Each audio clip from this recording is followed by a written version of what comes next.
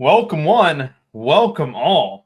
We have a thrilling race on hand today. I actually really like this racetrack. I know that we didn't get to see the full extent of it in the Xfinity Series last year, but we did get to get a nice taste of it yesterday. And SVG pulling away from Ty Gibbs and Jesse Love there in the final laps there was absolutely awesome to watch.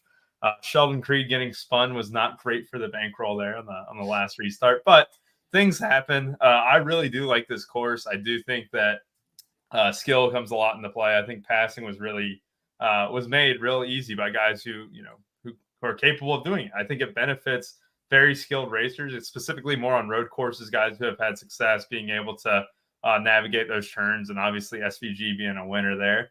Stats, how are you doing today? How excited are you for the Chicago? The second time we get to have it in Chicago here. I like it, man. I was watching it. I'm like, boy, when's New York City going to get this race? They've had to be trying to do it 100%. In New York City, and it just hasn't happened. I did, when I grew up in New York, and I've been down here 5 years now. But I forget which year it was. I think it might have been it might have been Jimmy Johnson winning whatever year it was. I know he's won several Cup championships, and all the drivers they came right down Fifth Avenue. I was working on Fifth Avenue at the time. All the cars and the drivers driving down Fifth Avenue. It's cool as shit to see in New York City. So if you watched the Xfinity race yesterday or you saw this race last year, real cool watching them race around a major city. It would be interesting. I don't know how great it would be to actually be there. It's kind of like golf where you go to the event and you don't really watch the event. You just go there to sit in a tent and drink. I always say, like, that's why I like going to golf events. They're just like different. It's just a different scenery while I'm drinking, and I feel like I'm outdoors while I'm doing it. So it's nice. But yeah, as far as a spectator, it's going to be really cool to watch at home. If you haven't seen this kind of racing, obviously it's going to be way different than what we're used to. They're not running in a circle. They are making left turns. They're making right turns. There's a lot more turns than typical. And I think you kind of alluded to it. It just takes. There's a special skill set here that a lot of these guys don't have. They don't have a ton of experience. We've got one guy, we've got a couple of guys in the field, but there's one guy in particular who is the favorite today, who won the race yesterday, won this race last year, who has just some unbelievable skill. If you watched that race yesterday, you just saw how different it is. There's only one guy who could pass on certain turns, and that was him. That's obviously a huge advantage. I'm not a race car driver. I think I mentioned I've been in a race car once before. That doesn't really make me understand all that's going on and what exactly they're doing in there. But it's just amazing that certain guys can be just that much better, and he is. And because of that, his team is favored to win this because they've got another pretty good driver on road courses, and that's Almadery. So Kaulig Racing is the favorite. And that's a rarity. So if you're, we don't ever see Kaulig as the favorite team to win a race. You're getting different guys typically week in, week out. We've got a Larson with, with Denny Hamlin kind of battling it out for who's going to be the favorite in the race. This week, it's a little bit different. Larson just goes to show you just how good that guy is. He is also right up there with SVG as one of the favorites to win this race, but Denny Hamlin not so much, back down a bit from where we normally see him. Again, street course, which means longer race, which means less laps, longer course, that is, which means less laps. So we're looking, maybe Dom points won't be as important. We saw last year that the driver, Christopher Bell, led the most laps in this race, did not come anywhere near the nuts in the lineup. The guy who had the second most laps led in this race did, but a lot of that was place differential. That was Haley, who wound up finishing second and was starting somewhere in the 30s. So the combination of those two things got him into the nuts. So we're not typically going to be concerned here with how many Dom points you could get. It's going to be finish position. The guys who the nut lineup last year was all right around that top 6-7 finish position, which means place differential is going to be key to winning this race. So, or to winning or taking down a big GPP. We're going to have to get it right as far as place differential. The other one thing of note, when you look at typical road courses, while we may get a lot of cautions, we did yesterday. Typically, a lot of these cautions are going to come on restarts because that's where they're sort of jockeying for position. That's where a lot of these guys can gain an advantage by passing, or, right when they're all kind of bunched up. But because of that, guys get aggressive, certainly as far as when the race gets a little deeper into the race. These guys get more aggressive. We start to see more spin outs. The one thing that happens, you don't necessarily have these real catastrophic wrecks as often. We saw one yesterday where these guys just got bunched up. It was kind of like someone texting on your local highway. The one person kind of stops and then they had a pile up behind it. Something like that can knock a bunch of these guys out. But typically we don't have major wrecks where we're going to wipe out like 10 drivers in one shot. Even on some of these guys will spin out and will stay green because they're able to just restart the car. There's not a lot of, because the track is so large, there's not a risk out there. As long as they can get the car started again, they'll keep it green. It'll typically just go yellow if there's going to be danger out there. So that's a lot of info on this track. We'll dive into it and see if we can come up with some winners. Yeah, and one last thing to note too, just to kind of add into that chaos of last year, it was a rain race. Like they ran in the wet, and that was what's crazy. It wasn't ran on a Monday too, like it was ran the next day after or whatever too. Like it was all you can do to get that race in, and they ended up running it in the wet. Obviously, it ended up drying out a little bit, but even last year is not like a perfect example of like, oh, they did really well last year. We got a plan, and I love Justin Haley, right? But at the same time, it's like, oh man, I'm not going to look at that second place the same as I will, like, this year with dry conditions, another year under their belt. And you made a good point too. I know I saw you post it into our Discord, the bet that you had for today, but mentioning guys who got to race yesterday in an Xfinity car. I know it's a little bit different, but being able to just get laps on this track, especially in dry conditions. We had a good practice session. I think a lot of guys got in about 9-10 laps or so, but also being able to race in those conditions there with, what was it, 37 other cars, I think is a big deal today. I think, having those guys like Joey Logano finishing 8th in that Haley Deegan ride there was pretty impressive to me. Kyle Larson, Ty Gibbs. You have guys like that who I value the fact that they got that track time, and it does bump them up for me. What do you think about that? Kind of give your spiel there a little bit, talking about the track time a lot of these Cup guys got yesterday. Yeah, I think it's huge because, I mean, when you're on a road track, it's all about the braking and the angles that you're going to take. And they got to go out there with the best in the world, right? So, and some of them ran head to head. Larson and Van Gisbergen, they basically battled in the early part of that race. And you heard Larson say he got to learn a little bit from Van Gisbergen. Van Gisbergen was kind of modest there when he won. He said, he learned a bit from Larson as well. But the other guy who was battling, and that was more late in the race, was Gibbs. Gibbs had a lead there late. We had a bet on SB. I mean, I'd never bet on a minus 130. Minus 130. Oh God. But it was almost it was hard unless which he almost did. He kind of got loose there late, and I had my heart in my throat there for a second.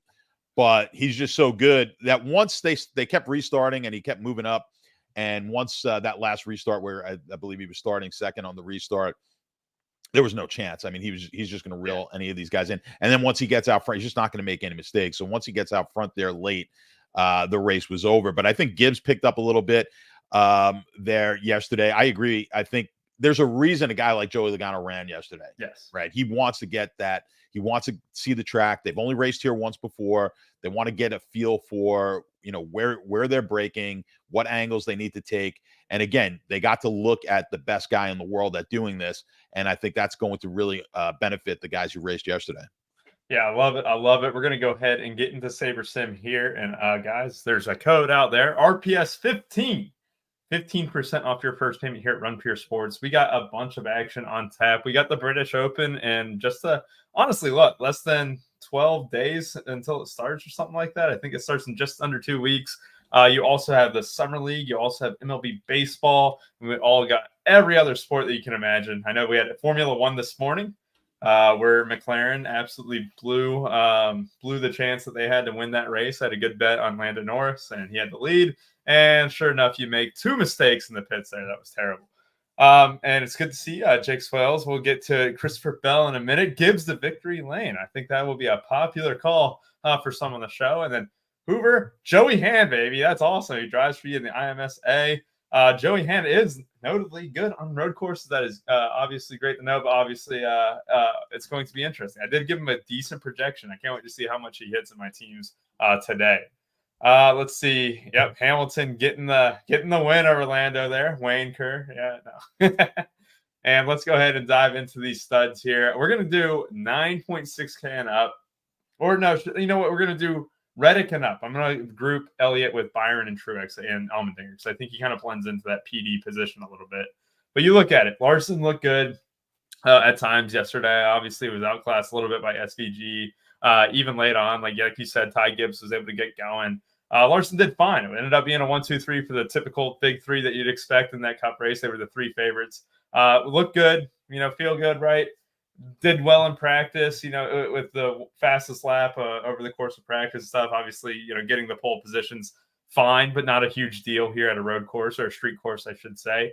Christopher Bell starting 7th, Shane Van Gisbergen starting 5th. You kind of already touched upon SVG and Larson, but go ahead and tell me a little bit about Reddick and Bell. Are these guys viable pivots off that chalk? And are you even interested in Larson, or are you more so just interested in SVG today? Yeah. All right. Let me start there. When we looked at, again, I mentioned at the beginning here, when we looked at the race from last year, and again, it's only one piece of data, but most of the guys in the nuts lineup were coming from the back. So I'd be really cautious here about playing multiple guys starting up at the front. So I think you sort of have to make a stand here and pick one of them. So I really wouldn't want to play SVG and Larson together. So I think you have to make the pick on which one you want. Look, you've got the favorite who is $500 cheaper. He's going to be the higher owned. I think probably the if you're going to pick, if you're forcing me to pick between the two, I think the better game theory play would probably be to play Larson. Now, I think the interesting pivot off of both of these guys is going to be Bell. Bell ran super well here last year. You mentioned that race got a little crazy. Bell was the guy, I think I mentioned Bell was the guy who led the most laps and did not finish in the nuts. But I think maybe Bell gets a little overlooked because of where he finished last year, which was 18th, starts 7th. I think he's a real interesting choice where if you maybe just play Bell and fade both Larson and Van Gisbergen in your single entry lineups. Obviously, in my 150, I'm going to have mixes of all of these guys. But I think, I think being underway, I think, Van Gisbergen, we might see ownership in the 60% range, especially off the win yesterday. So I think the more prudent play for single entry for sure is maybe getting off of Van Gisbergen. Look, he's as good as there is. It's NASCAR. We never know. You never know what's going to happen. And, all they have to do is get a late wreck here. And I don't care if he leads 75% of these laps, he winds up not being in the winner. But he deserves to get the ownership that he's at. I get it. But I think Bell is a really interesting choice if you want to take a relatively low ownership guy who maybe we may be seeing 25 to 30% ownership, where these other guys are going to be, Larson maybe 35 to 40 with a SVG in the 60s. That could be a way to differentiate yourself if Bell wins this race. And I think he has obviously a chance here to do that. Reddick's another interesting guy in the top. He is, he's one of the better road course racers. But again, last year finished 28th, and I think that suppresses some of his ownership as well. So I think you get a guy who's a pretty good road course guy in Reddick. We get a guy in Bell who looked really good at this track last year at suppressed ownership. They could be very sneaky. Again, I'd just be real careful with how many of these guys I put together, because I think you're going to get maybe one of these guys with a bunch of guys a little further back in the pack looking at that place differential. Yeah, absolutely. And I will say this too, like when we're looking at, the potential for, SVG being in the winner, right? I don't want to pair him really with Larson. I don't really want to pair him with any of those guys, because my hope would be that SVG is going to win that race, kind of figure out my other place differential plays. But I do have a proposition for you. Is there a chance that none of these four are in the winner tonight? Oh, that's a really interesting. Obviously there's a chance, but the real question is, what's the probability, right? Yes. What's the probability Wow. I think, would like, say, obviously it would have to take, none of them getting top 2. And yes. then I think, because I think the barrier would be about 45, 46 points. And if Larson goes out and finishes second, there's a decent chance that he's not hitting that barrier either. And that's, obviously, assuming he would lose the race, or none of these guys are able to get, third or fourth because they would get extra place differential points. But there's a path, I think, and I'm going to segue this into the next zone, where you can play a bunch of PD guys and they might be able to kind of eclipse that 44, 45 point barrier, which I think you're going to need to get optimal in the winter today. I think that's kind of my goal. I want 6 guys who have the potential, unless I have to punt. I can accept one punt, maybe, where if I get 30 from that spot, I'd be ecstatic. But you can have that potential with Chase Elliott starting 18th. That's a great starting spot. We know how effective he can be on road courses, and specifically, like, he's shown a little bit of promise over the last few months. Really like what I'm seeing from him. William Byron, 27th. Truex, 24th. AJ Allmendinger, 37th. That's very far back. There's a chance that 3 of those 4 could be able to get 40 plus. And I think that would be almost the expectation. I think I got them all projected 36 or above there. It doesn't take a ton. I think for Truex's case, what is it? I think 11th is the 40-point barrier for him. Byron's is, I think 13th or 12th. And Dinger's is like 20th or 18th or something. These are really low bars for guys who are good at these type of courses. Elliott can get a top 7, top 8. I do think that this is a very interesting strategy, because I am looking at Larson. I am looking at Van Gisbergen for my main team here stats. And I will consider Bell just slightly. Reddick's going to be the odd man out in my single entry stuff and probably my 20 max. I think I'm going to try and condense that 20 max just a bit. But I'm also going to go with lineups that kind of fade a very high-owned SVG, a very high-owned Larson, and see if that strategy could work out. And our guy, Izzy, comes in. Pending cautions, you'll see the order flip.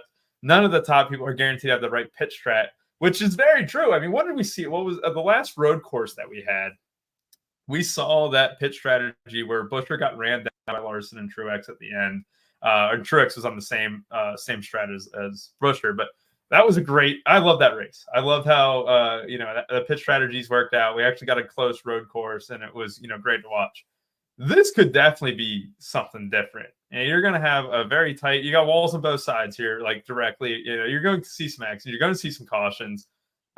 This honestly gives me a little bit of hope on guys who are able to kind of flip the script a little bit. I think Byron is capable. I think HMS as a whole is very capable of that. I think Truex is smart enough. Like Dinger, especially, his best bet is going to be running an alt strategy. So I really do think that some of these out of these 4 here stats, I'm going to be very heavy. I think I'm going to be 3 out of 4 in most of my 20 max teams, because I just want to. I know it's going to be chalky, but I feel like we got enough lower owned plays and low value plays that we can mix in, and I think it's the path for me. What do you think there in that 9 to 9.6K range? I think it's an interesting way to play it, and I don't mind it at all, because, like you said, I mean, there is a possibility here that none of those top guys make it into the win. It's especially if they don't win the race, right? So we don't have a lot of place differential upside. There's not a lot of Dom points to be had. Yeah, you could definitely make the case here that none of those guys get in. So I think it's an interesting way to play it. Now, of that group that we're talking about, Allmendinger is going to be massively owned. Yeah. Again, another call-it guy, and another guy who is a road course racer, probably one of the better road course racers in this field here today. So he is going to be high owned. He's starting back he's almost last here, starting 37th. So he's got a ton of upside. Obviously, if you're a cash game player, he's going to be a lock button cash play for you. His odds pretty good as well. His odds actually, I thought they've moved up, but I thought I thought there's some value there in Dinger. I didn't take him as a bet, but you're getting 40 to 1-ish on Allmendinger, plus 4,000 or so in the betting markets. That actually was it's higher than I thought, which it was kind of a conundrum there. I'm like, it's higher than I thought. I want to play him. I'm like, maybe the market is just kind of telling me something here that not to play him. I think if you want to just throw a couple of bucks on him as a real long shot, go ahead and do it. But he certainly has top 10 upside. He races. The thing we've mentioned this with Allmendinger before on road courses. he basically goes all out on these things, and he is super aggressive. So he does get himself in positions. If he's there, if he's in a position to win this thing or get a top 5 late, he will either make some real aggressive move that's going to get him into that spot, or he's going to make that real aggressive move and he's going to spin himself out. So there's one of two things are going to happen with Allmendinger, but I think the upside there is just it's a little hard to pass.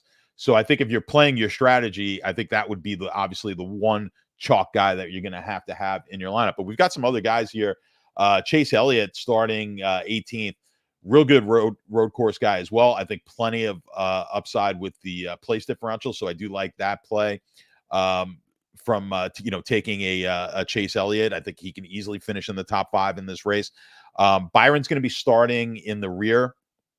I think he's being scored at the 27th spot, but he's going to be going in the back for some steering issues.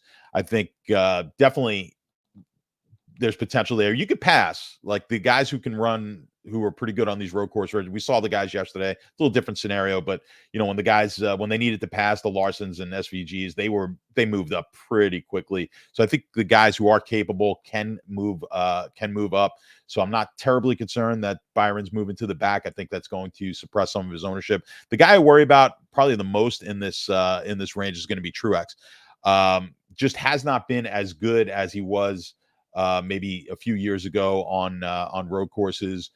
Last year was a disaster here at this one. So I think that would be maybe my most cautious would be in this group would be on Truex here. Yeah, and it is worth noting too, like Truex had that second place in the bag just in the most recent road course that we had, and all of a sudden runs out of gas and ends up finishing way back in the pack. And like, it's tough.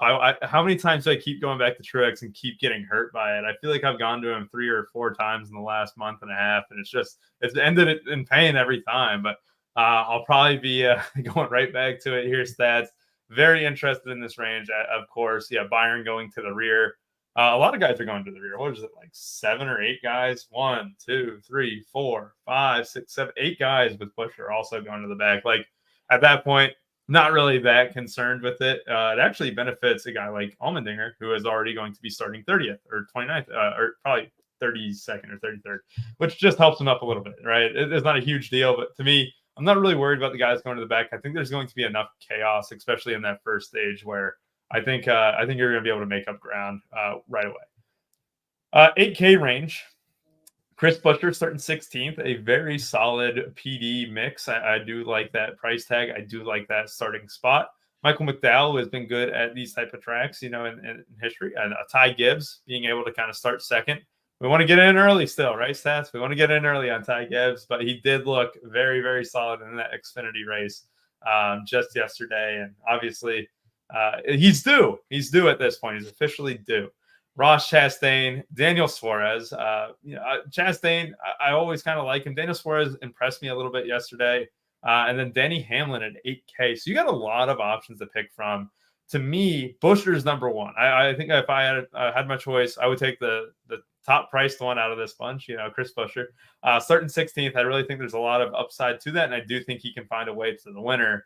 And then you're going to talk about Ty Gibbs here in just a second. But I'll talk about like Chastain, like 14th kind of goes into that same blend as Chris Buescher. Like I think Buescher's a better play than Chastain, but obviously if we just go to check the ownership, if you're projecting, Ross Chastain, which I think that's low for under 10% ownership, or, Buescher under 15% ownership, these are guys who I think are good leverage plays off maybe the more chalky options up here, like you were mentioning above. Like, what if you really wanted to get different in a single entry and stuff? You could pair 2 guys up in the teens, which I think is viable. I think the barrier, like I said, is like mid 40s, and those guys both have paths to it. Chastain and Buescher, my 2 here. Go ahead and tell me a little bit more about Gibbs. I know you already spent a little bit of time on him, and whoever else in this range that you may be interested in. Yeah, well, I mean, we could start with Buescher. He's been super solid here on road courses in recent history. So, he's got 13 straight top 11 finishes at road courses. And a few of those were in the top 5. So, and his last time out, Sonoma, was a 3rd place finish. So I think Buescher, I think the ownership's a little light, at least what's being projected. And do you think, because I personally, I did mention he was going to the rear right before that, but I should have, led with that a little bit when talking about him. I am not that concerned about going to the rear at Chicago. And more specifically, I do think he has the potential to still drive himself into the top 10 without much issue. Do you feel the same way about him going to the rear? I agree with you totally, right? Because we're not worried about any of these guys as far as Dom points or anything like that. It's just going to be strictly finish. And I think the guys going to the rear, I think we saw it yesterday. Like, I wasn't concerned. We had a bunch of guys that also yesterday go to the rear. Wasn't really concerned about it. I think, his starting position, he's going to be scored from the 16th spot. I'm just not all that concerned. I think it kind of sorts itself out. We've got a long enough race here that sorts itself out. So I'm not really worried about any of these guys necessarily. Well, there's one guy that I'm worried about who has a penalty, but other than that, I'm not too concerned about the guys moving to the back. I think Buescher's ownership, I think we could take advantage of the fact that maybe it'll be a little suppressed due to that. McDowell has another guy who can run well on these type of tracks on the road courses. Now, he's had a few some recent bad trips at road courses, but second at Sonoma.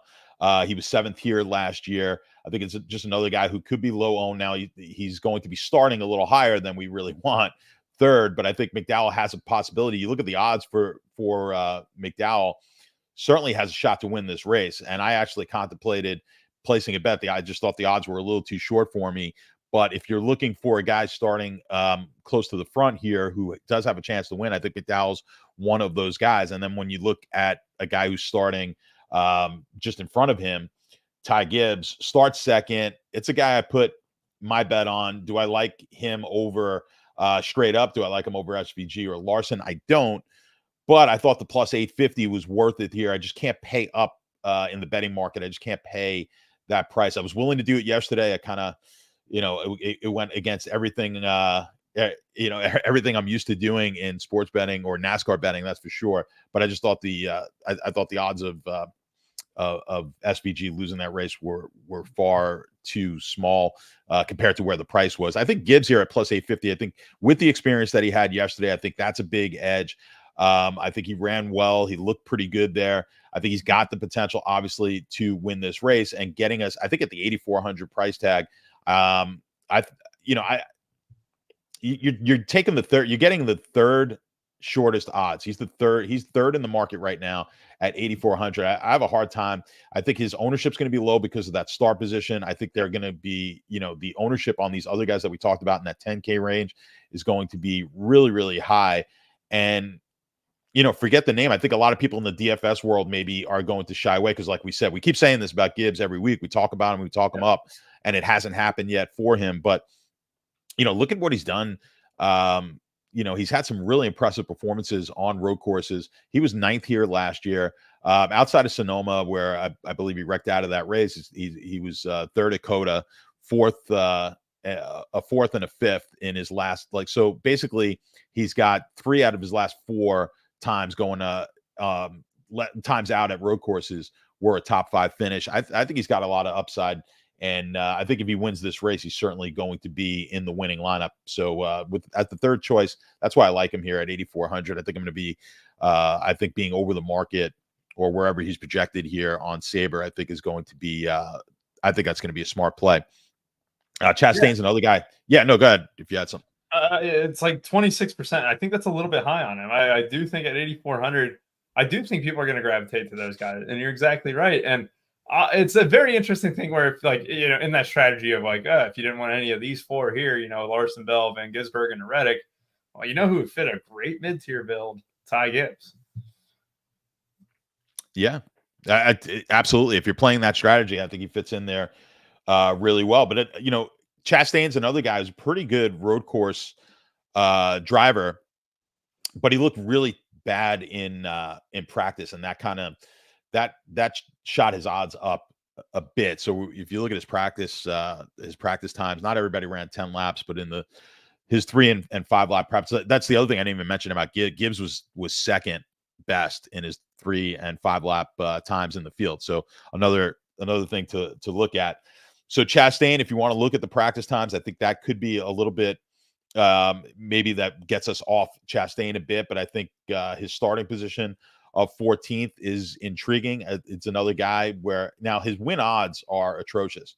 So his odds to win this race are not great. So that's another thing that's kind of keeping me away from Chastain a bit. But I think starting 14th, he does have the possibility of getting you a top 5. I'm just not as confident in Chastain as let's say, I like a Buescher better starting in the 16th spot. And I like Gibbs better. I even like McDowell better than I do like, excuse me, Chastain. You look at, Suarez. Last year, he looked pretty good on road courses. Recently, he's just been struggling. Hasn't finished a lot of races as of recent. That's going to depress his ownership. I think the fact that he starts 9th, I'd be a little bit surprised, I think, if Suarez starting in that 9th spot is able to find his way into a winning lineup. And then Denny Hamlin, I think he's going to get more ownership because of the name than necessarily what he deserves, maybe on a road course. His recent road courses results have not been good. He's got one top 10 finish at road courses over the last 14 that he's raced in. So I'd be very cautious here with Denny Hamlin. I think maybe the name gets him a bit higher owned, and I think he could be a good fade for you this week. Yeah, I'm kind of in agreement there with you on Denny Hamlin. Yes, the price is cheap. The name recognition is there. He's been so good, but at the same time, I'm going to be selling on him. I don't really want to go to a high-owned Denny Hamlin. When I say high-owned, like he always clocks in at like 20%. I think the 12% that Saber has is just a little bit light.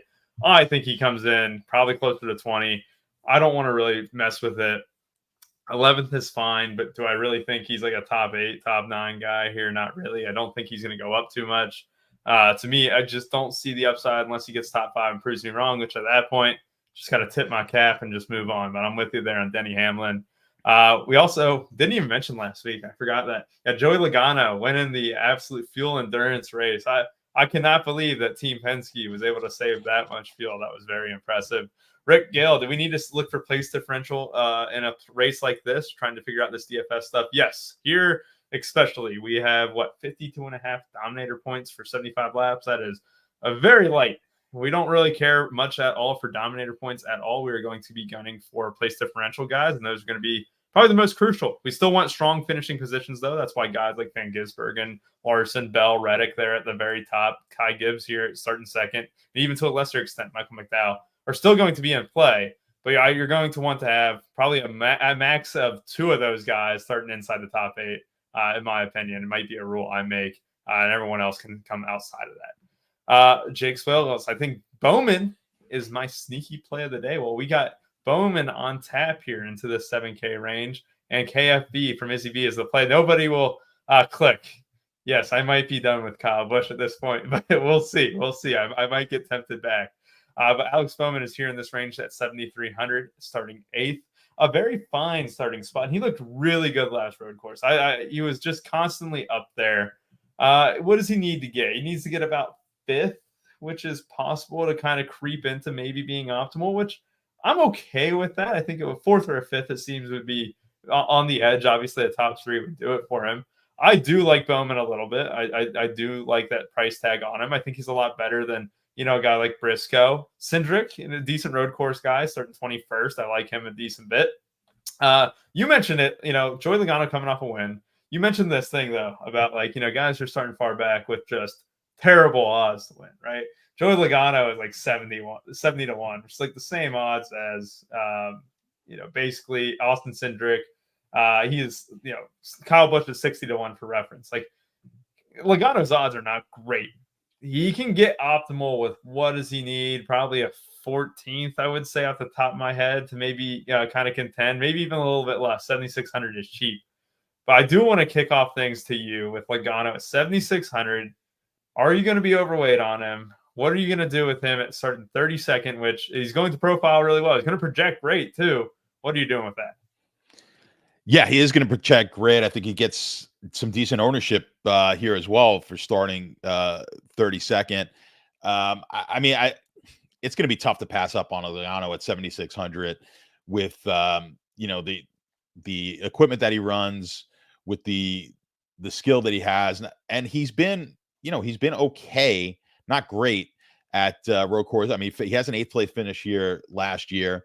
I just think, in cash games, I think it's an easy play.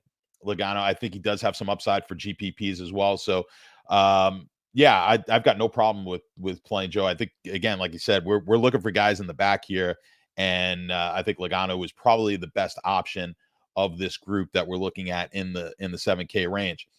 I think Kyle Busch is the next guy that we got to get to. I mean, I don't know. What do you say at this point with Kyle Busch? I mean, he's done well. His form looks good on road courses. It's looked terrible everywhere else. I mean, 2 of his best finishes this year have been on road courses, Coda and Sonoma. He had a 5th place finish here last year. He was in the winning nuts lineup last year. I think his ownership probably gets a little low. Now, his practice times were terrible. And so were Joey Logano, by the way. Terrible practice times for both of those guys. So Kyle Busch, I think you're going to be in a situation where his ownership is low. I mean, we've been burned on him, obviously. I mean, if you just avoided Kyle Busch all year, you've done okay. That's helped you out. We seemingly have been saying this many times this year, but his ownership will be lower than it probably should be, which means if you're mass multi-entering, you probably want to get a little higher. Maybe if you get to 20%, that's probably the place to be.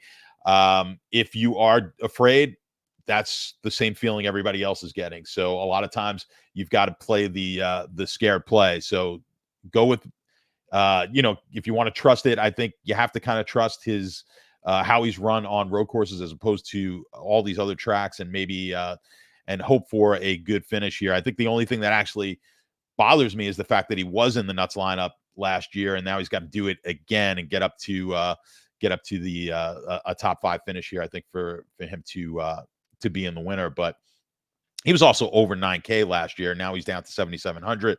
So I just think he's a good option. I think he's a not a bad low owned play, and actually a guy that I was considering for my, when we do our little segment at the end, I was actually considering for my sub 20% play of the day, but I think I'm going to go elsewhere. But interesting choice, I think, Kyle Busch.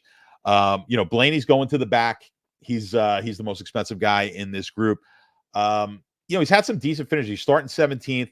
His last couple of times out were a 7th and a 12th on road courses. He did not finish well here last year. Like you said, last year was a bit of a wacky race. I think a lot of people are going to be down. His ownership's going to be extremely low. The odds are not good at all.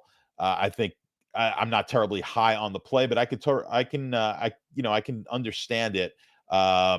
If you want to get a little bit different, I just think there are some better options out there than Ryan Blaney. We talked about Logano, Austin Cindric. He's got a top 10 here last year. Again, he's another one of these guys in this group who was just awful in practice. So I think I'd be cautious here with Cindric. I think Bowman is starting 8th. Another guy who's going to be extremely low owned. I think some people in the chat here were mentioning that they do like Bowman. He was terrible. He had a terrible finish last year. At his odds 23-1 basically right now. Starting at 8th, it's going to take a really strong finish from Bowman. I don't know if he has that in him. He does have a 4th at Coda.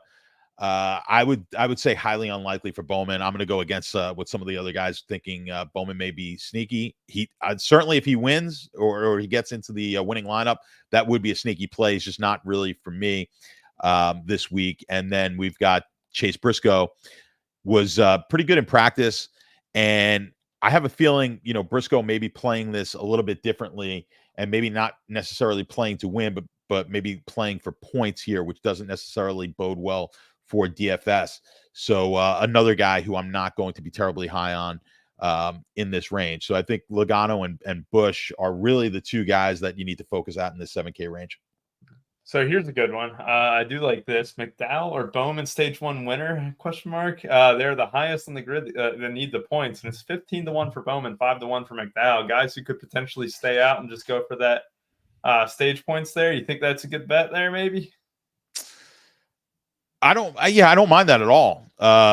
Yeah. I like the Well, theory. he's asking. Yeah, I like the theory. And is he asking if you had to pick between the two? I think he's. I think it's just more of a. Are these decent bets? I think it's decent. I think it's certainly a decent bet. Yeah, I don't mind it. We know a guy like SVG isn't going to be racing for those stage points or anything like that. He's not worried about that. It's more of a question mark of like, hey, what if a caution came out 6 laps before? Are those guys going to stay out, right? Like, who's going to stay out? Who's not? And I think it's worth a gamble in that sense. I like those theories. I love theory, behind those bets.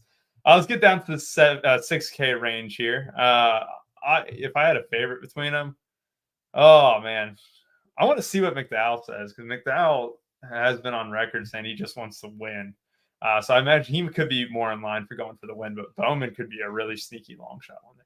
6K range. I got Joey Hand. I got Todd Gilliland, Justin Haley. Justin Haley, by the way, what a team he's got. That was very close to a top 10 last week. Obviously, they were a little bit cucked by the cautions and stuff, but really just impressive. You know what's crazy to me, Stats, is that more crew chiefs don't just completely run off the grid strategies, especially when you're not a top tier car.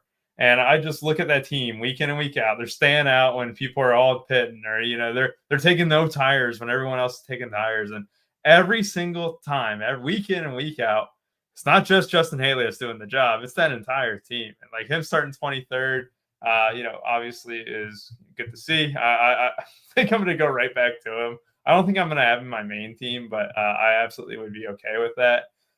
When I look at, these other options in the 6K range, a guy like, obviously, Justin Haley getting second last year is great. But you have Joey Hand, I think, starting 38th. We know the talent that he's got. Practice times were a little bit shaky. Yeah, that's the off-putting thing with Joey Hand, is the practice times were bottom of the barrel. Is the car good enough for a guy like him? Todd Gilliland starting 26th, that's fine. Carson Hocevar somehow avoiding penalty last week, somehow, some way, despite just dumping someone under a caution there. Eric Jones 25th. Zane Smith will get some buzz starting 30th. A great week last week. Noah Gragson and Bubba Wallace, Corey LaJoie, and Josh Berry. So it's a lot of names in the 6K range. You can go ahead and pick a few, or maybe talk about them all, whatever you prefer here, Stats. In my opinion, I think my favorites are Justin Haley, Todd Gilliland, Joey Hand, and I think I would even chase a little bit of Bubba Wallace potentially here. And then I think Zane Smith would make that short list as well. Yeah, one guy I skipped was Keselowski, but I don't really have much to say about him. I think starting in the rear. Oh, yeah. I'm fading Keselowski. Yeah, we're just kind of fading it. So in case anyone's wondering, but yeah, we got quite a few guys to go over in the 6K range. Yeah, Joey Hand. I mean, obviously, this is his type of race. I just don't expect much from him. I think the ownership will be fairly low on Hand.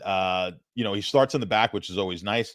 So we could get that upside. I don't think you can't totally fade these guys starting in the back because of the type of race that this is and a guy like this. But I think his ownership will probably be lower than maybe maybe than expected. And I think that you probably want to get a couple of shares of some Joey Hand in there. Although I'm not really anticipating much. I think at this point, though, with that low ownership, we're gonna get a couple of low owned guys starting in the rear, which is why I think this is the spot where you want to kind of be over the market. So I'm fine being over on a Joey Hand. I think when you look at Haley, we talked about him earlier. He was in the winner, finished last year. He finished second in this race and led a bunch of laps. I think because of that, we're going to see him fairly decent ownership on Haley. He where's he starting here? 23rd, decent starting position. I actually think this would be a decent fade just because of how good he was last year. I like what you were saying, though, about the pit strategies and whatnot. And I agree with you. I just don't understand why these lesser teams, the lesser cars, lesser equipment aren't on crazy pit strategies. It's week in, week out, especially in Xfinity. Xfinity makes me more upset, Stats, when there's a limited amount of tires and no one's just going to save a set for the end. And sometimes that really does play to their hand.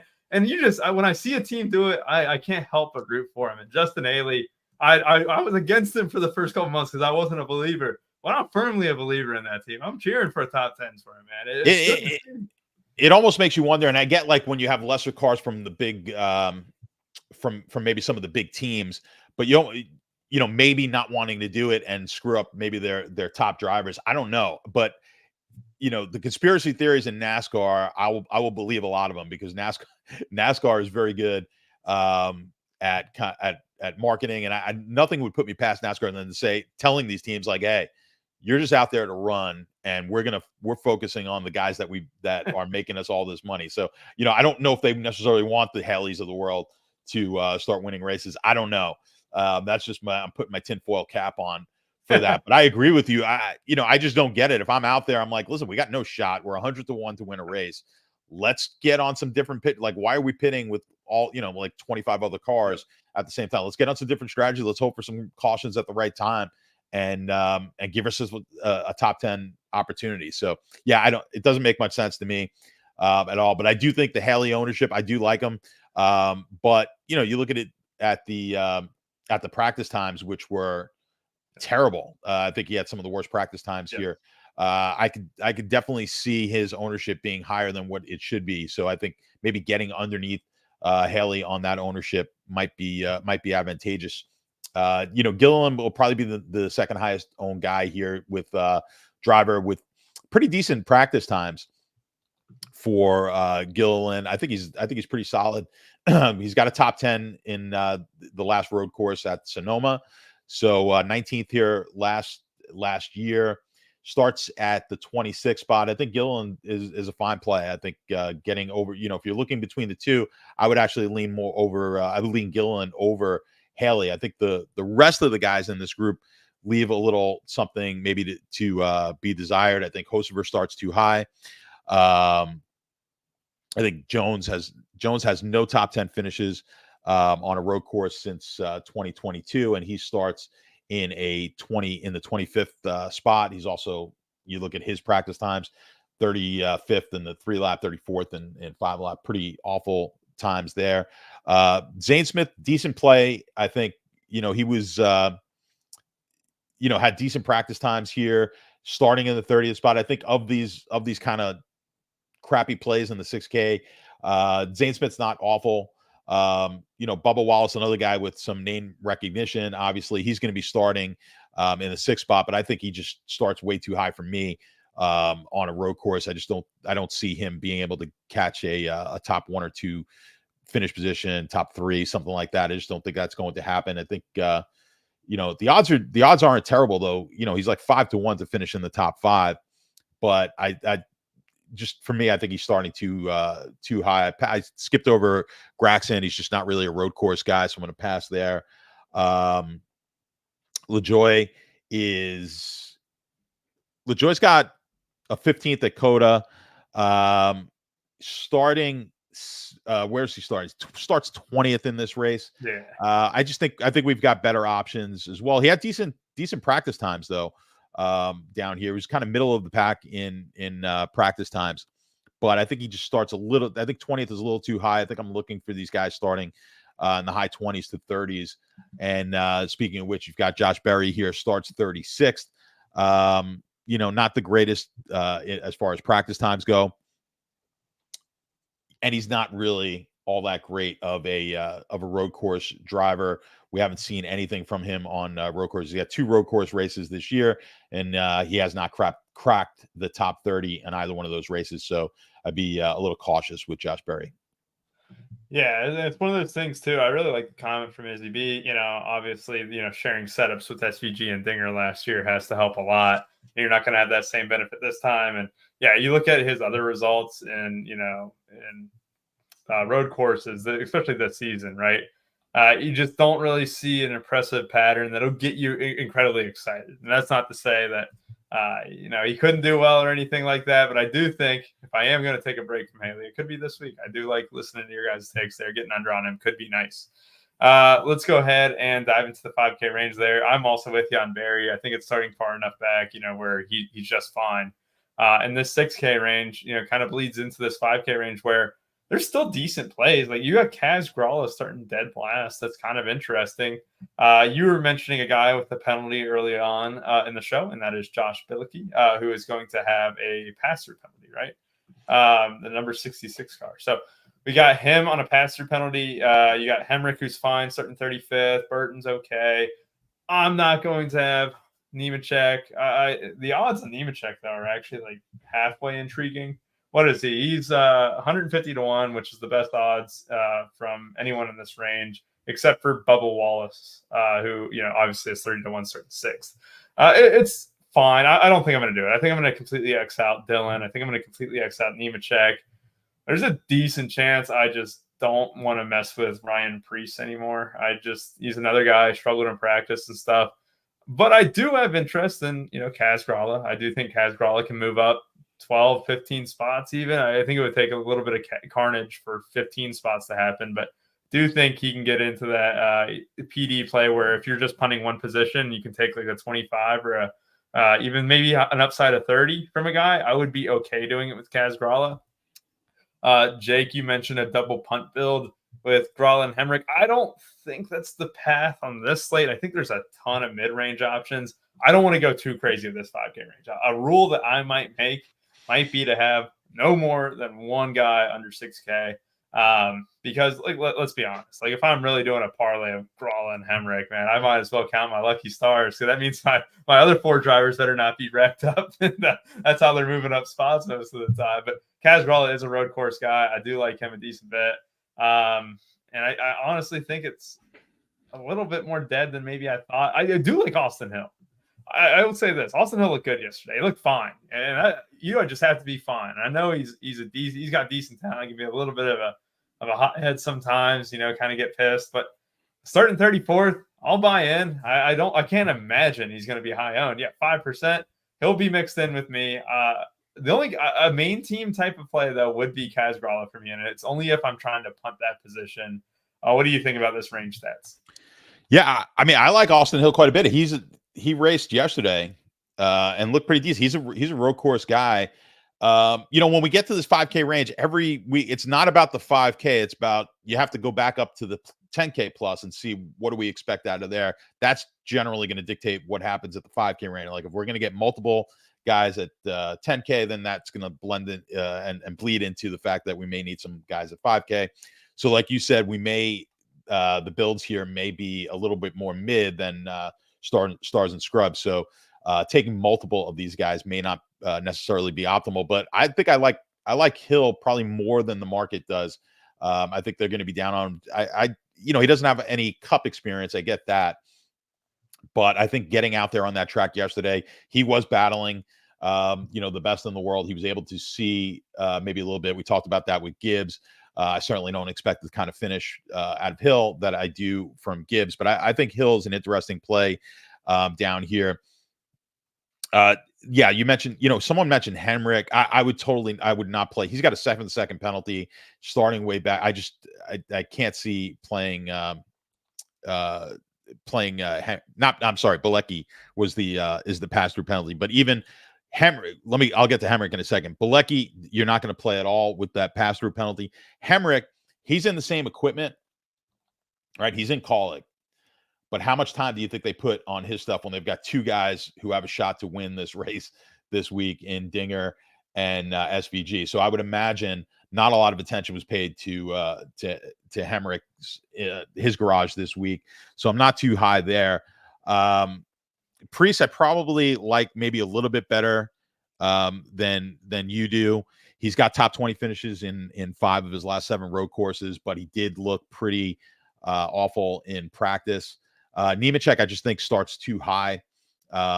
He's got whereas he starts at 12th. I think that's just too high for a Nemechek. I think Dylan starting 15th is kind of in that same category. Starts too high for me. Harrison Burton, good starting position, but just not a road course guy. And you mentioned Kaz Gralla. I think starting 40th perfectly acceptable. I think 40th starting spot. He's a guy who can move up and just get you enough points if we get some of these guys at the 10, especially if we get multiple guys in that 10K range. Then I think Kaz Gralla is an interesting option. down here. But and Ricky Stenhouse, did not mention him. Odds don't look very good, but Stenhouse, listen, he's probably, you talk about pitch strategy, he's another guy who probably will play some interesting pitch strategies. So I think for that reason alone, I think you want to have him in the mix, but not a ton that you're going to like down in the 5K range. Absolutely. And we had a good point here. Mario Donizzi. I don't know if y'all talk about Briscoe. I should talk about him because I do like him a little bit. He was actually fast in practice too. I think he posted the 11th fastest lap, which he also ran a decent bit. The thing about, Chase Briscoe is he kind of is this like little glue piece range for me where like I almost need someone who's like 7.5K, kind of in that range. And Briscoe Cindric is becoming a conversation where I'm like, man, do I play it? Do I not? I do like him here. We have seen him, have good success. Like, course like Coda, he had a top 20 here last year. I think it was 20th on the button. You kind of get a little bit of upside with it. I don't love trusting it completely, but at the same time, like, I'm okay with it. Like, am I fine with him as the last piece in a main team? Yes. And that's probably the highest praise I can give him. He'll definitely be mixed in a little bit, but I wouldn't go out of my way. He wouldn't be one of the first 4 guys in my lineup. But if he makes things fit and I like the rest of my team, he'd be the guy that I'd like. Let's see here, stats. We're all finished up here, right? Finishing right at 1. Look at that. Let's go ahead and get your driver of the day under 20%. SVG at 64. Jesus Christ, man. That's going to be really high up there. Under 20%, you got your pick of the litter, except you don't have the PD options of Truex, Logano. You don't get Gibbs either. They're giving him 26%. So who's your low-owned a driver of the day? I don't love the options, to be honest with you, this week. So I'm going to take a crazy one, and I'm going to go with one of the lowest owned guys on the entire slate, and a guy that we just mentioned. So I'm going to take Austin Hill. Yes, as a super low owned place differential guy. But yeah, there's not a lot of these guys that I could get behind. So I'm going to take a shot here that Hill gets us a decent finish. I like it. I do like Austin Hill a decent bit there. I'm definitely going to be overweight on him, especially at that type of ownership. I will gladly take on to him. I think for my low owned play of the day, you're exactly right. There's not a ton of options here where it just gets you ready. I will say this. I think we're going to keep the theme here. We're going to keep the theme with the punts. I think anyone can name me the place differential plays or the studs up top. I'm going to have a lot of Cash Growler today. Cash Growler might be a guy who's in my main team, starting all the way back in the back at 40th. I do think he can move up enough for me. I genuinely like, I've always played him like any race he's on a road course stuff, and he's always just so low owned. I think that's going to be the case here. Hopefully it gets me 5 other drivers can end up being in the winner. Thank y'all for watching. Again, the race is at 5 o'clock here. RPS 15% off your first payment if you want to sign up. We're about to post our player pools and our cores here shortly. Everyone have a great rest of y'all's day, and hope y'all had a great and happy 4th of July.